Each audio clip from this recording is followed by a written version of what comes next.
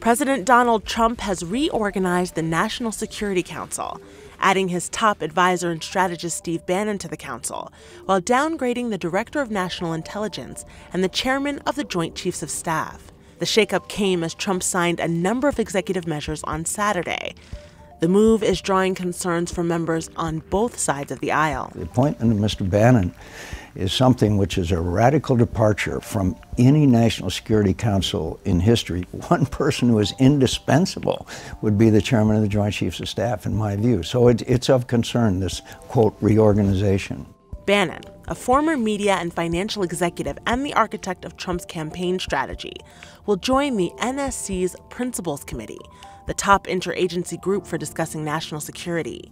The council, to be run by National Security Advisor Michael Flynn, will also include the Homeland Security Advisor, Secretaries of State, Defense, Treasury, and Homeland Security, as well as Reince Priebus, White House Chief of Staff, according to the memorandum issued on Saturday.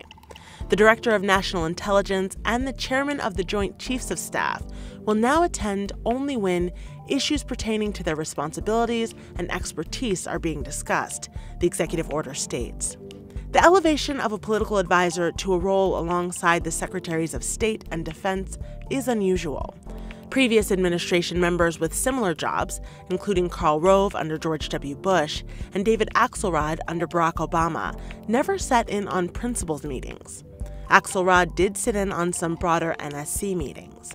On Monday, Michael Morrell, former acting CIA chief for the Obama administration, sharply criticized the move. And having somebody like Bannon in the room brings politics into a room where there should be no politics. In a tweet, former Obama National Security Advisor Susan Rice called the decision stone-cold crazy after a week of crazy.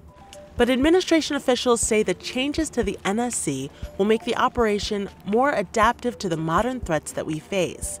In an interview with ABC News on Sunday, Press Secretary Sean Spicer defended Bannon's qualification. Well, he was a former naval officer. He's got a tremendous understanding of the world and the geopolitical landscape that we have now. Having the chief strategist for the president in those meetings, who has a significant military background, to help guide what the president's final analysis is going to be, is crucial.